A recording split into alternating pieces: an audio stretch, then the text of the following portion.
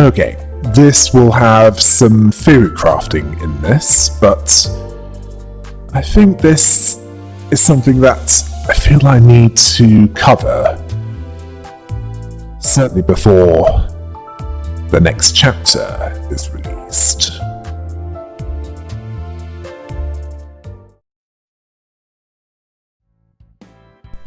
This lore video will include spoilers for the Distortion Detective and Limbus Company Chapter 5.5 Part 2, so I thought I'd warn you about this before I cover what I feel needs to be covered in this.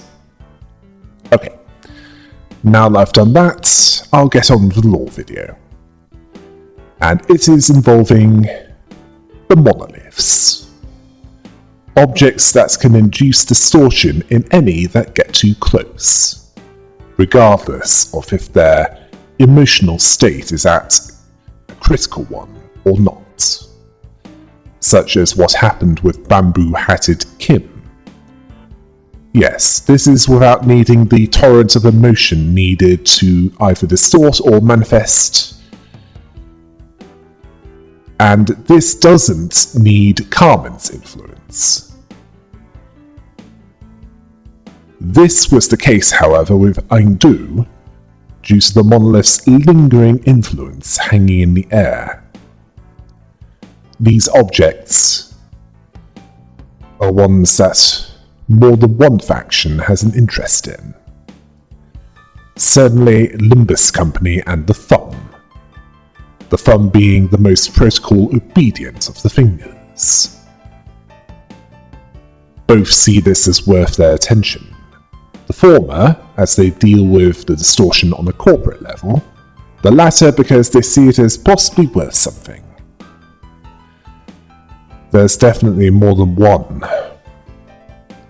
of these objects, as Ezra, the Dr. John Watson to Moses Sherlock Holmes, mentioned that at least one other monolith has been dealt with.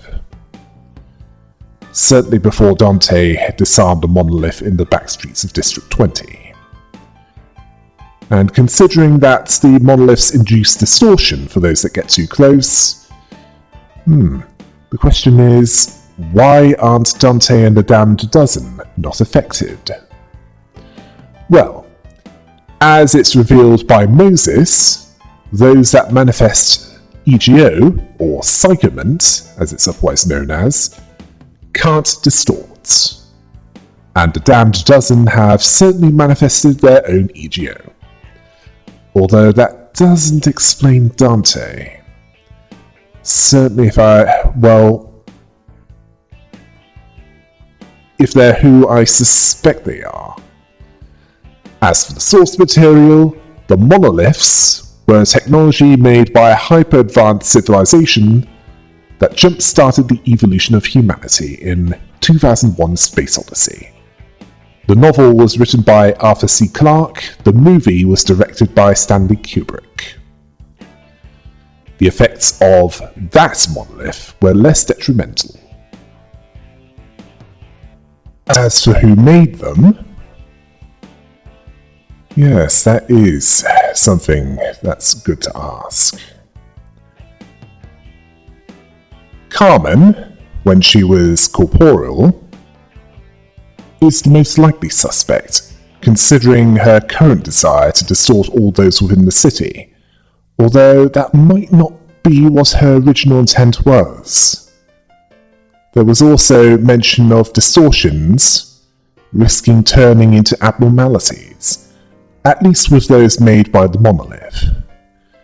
And it was mentioned that most of the abnormalities in the Botany Corporation were made artificially. Perhaps this was how they made the abnormalities from humans, such as Christopher, who knew Kali, the Red Mist, who would be the source of the mimicry prototype as the abnormality known as Nothing There, one of the more powerful abnormalities. One capable of changing into a form of those that they kill, similar to that of the Thing. I even theorized that the magical girls might have started out as human females big on anime, as a means of escape from a harsh world, and they got too into their roles. Which was reflected when they changed into abnormalities, and these are the abnormalities more easily capable of passing for human. Another suspect regarding the origin of the monoliths is Lady Diaz, the leader of the Urjats, an individual that wants to take over the city. Clearly she's not considered that much of a threat, otherwise the head would have dealt with her by now. Yes, the Urjats are a group of fixers, technically, that both Moses and Ezra were a part of. A part of that faction was also Han Hijun, a corrupt member of the Seven Association, specifically from the HQ in Section 2. And there are experiments that were done before they met.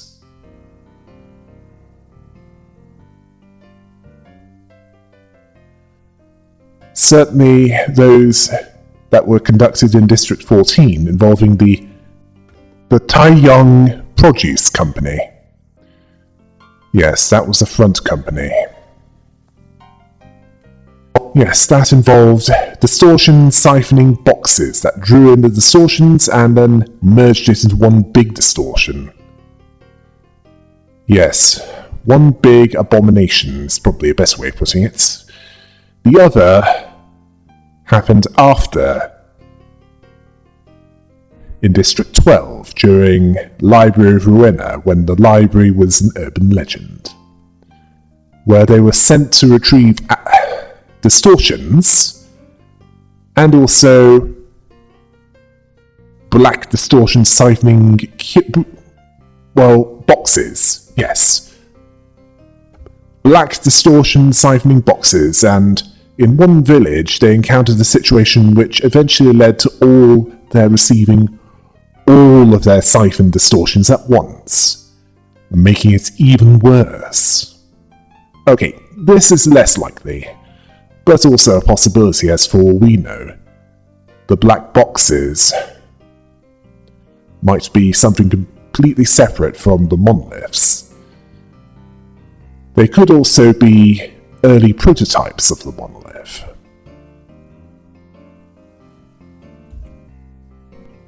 Although one thing has been made clear. Distortion can be stopped, or at least postponed, if the subject of this is out cold before it happens, as demonstrated by Angdu when she was knocked out by Mason, which shows that it needs the subject to be conscious for it to work. No consciousness, no distortion. There are also more natural distortions, some of which predate the White Nights and Dark Days. The Blood Fiends, for example, which are basically the vampires of that world. They existed long before Carmen did what she did for whatever purpose. They were led by elders. According to Lanier, one of these elders, and the owner of the hotel that Moses, Ezra, Vespercrabro and Yuria were staying in, the Blood Fiends were made by the abnormality Nosferatu, which implies that at least that abnormality was a more natural one. That abnormality was also the father of the Blood Fiends that lived in a mansion, and made those that received blood part of the lineage. These ones understood that it was best to not draw attention to what they were. That is, until Elena, the Blood-Red Knight, started causing trouble, which revealed the long-hidden existence of the Blood Fiends. But after the White Nights and Dark Days, newer Blood Fiends appeared. These were more aggressive, only wanting to sate their desires, lone predators that cared not about community. there were also 3 different kinds of distortion, not counting the blood fiends. These 3 are, let's see, the first is those that can maintain some part of themselves, but the distortion, it doesn't exactly bring out the best in them, such as most of the reverberation ensemble before they were revived. The second are those that were more or less beasts, as in not acting with any intelligence or able to be reasoned with at all, such as the living panini monster that was mentioned once, and the Pacatulum, those that distorted if they were consumed by a specific sin, as it was revealed in the Monolith incident in District 20. Yes, that was in Chapter 5.5, Part 2.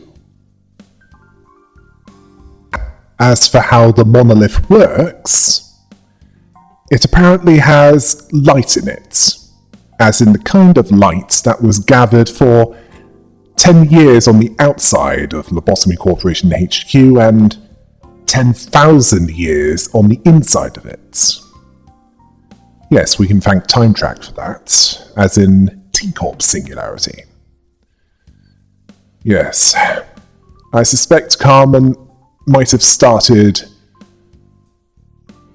by finding a way of gathering light on a smaller scale, and Ayn was able to finish what she started on a larger scale. Certainly enough to spread the light across the city, which was the size of many of what we would consider cities. Yes, so it's more like a megacity, but that's probably taken by the people who do the Judge Dredd universe. Anyway, let's get back on topic. This light has the potential to, well, it gives the potential for others to manifest EGO. Apparently to try and change the city, but sadly this plan would ultimately fail if it was allowed to succeed as planned, as the head would have made it so that it didn't have any meaningful effects at all. Which is why Angela interrupting the light being released for a full week might have done the city an unintended favour, even if it wasn't clear. As for how this light factors into the monolith, it appears to be the power source, while the monolith projects its effects within a certain distance. And based on the fact that Yun, captain of the Kurokumo clan, a Thumb subsidiary, was safe outside the room that the monolith was in, the range wasn't that great, although it's still not a good idea to get too close. The inner workings were unclear, but Moses and Ezra were aware of how to disable it. And at least Moses would be safe to do so, as she has EGO in the form of the pipe that she uses to continue with her nicotine habits.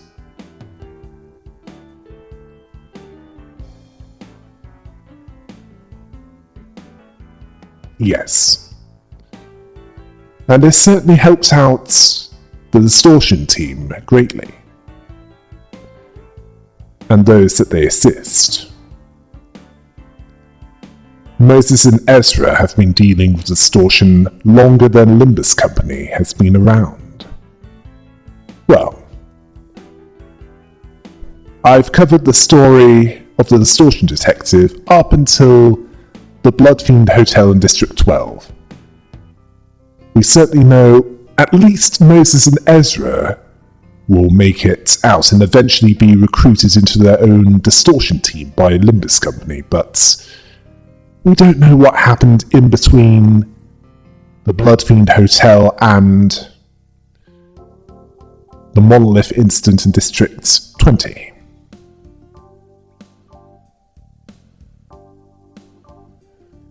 Well, at least in the Distortion Detective series, it's proven that the distortion can be reversed if they're willing to let go of it.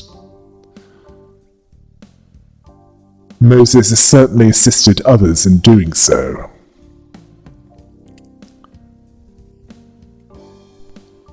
Then there's the question of what Limbus company has in mind for the monoliths. Is it to secure it, to prevent it from causing harm to others? To prevent more chaos in the city from occurring than it already does? Possibly to find a way of inverting the effects? To induce the reversal of the distortion? Or is it to recreate what Ian, Benjamin and Carmen were able to do? By any means necessary, as in creating their own abnormalities. Perhaps to be a replacement for Lobotomy Corporation, or perhaps something worse. Yes, they do have a point. Not much is known about Limbus Company itself, other than that they have had a prosthetic head made that can allow Dante to invert time for the damned dozen, or at least helps them to facilitate that. They also have enough financial backing to make firearms more viable for its teams, along with providing the funding to put together Mephistopheles. Along with having Virgilius, the Red Gaze, on the payroll. They say that they're aiming to deal with the distortion on a corporate level, but based on the wings encountered so far, that doesn't exactly inspire a lot of confidence.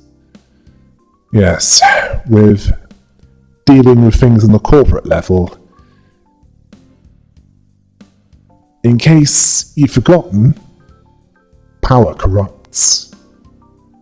And Alfonso of K-Corp is certainly morally bankrupt.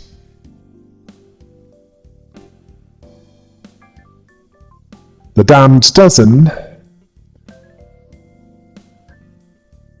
based on what was said by Kaiman of the After Team, appear to be about as popular with management as a meat-based barbecue in a vegan food festival, so they're unlikely to be told about the specifics of that anytime soon. Well, at least all but Faust. She knows more than she's saying. Virgilius likely doesn't give a as long as he's able to bring back what's left of his life. That's all that matters to him. He'll abide by the terms of the contract, meaning that he'll guide them to where they need to go, and will only directly intervene when they're all dead and Dante is unable to safely revive them. And besides, he can't tell the others what he doesn't know himself, even if he wanted to. Yes, I doubt this will be the last time the monoliths will appear. Although, not in District 20. I find that highly unlikely.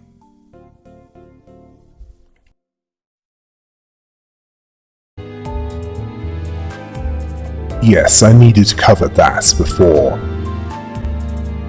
the Ishmael Identities lore video. Until next time, hail the rabbits!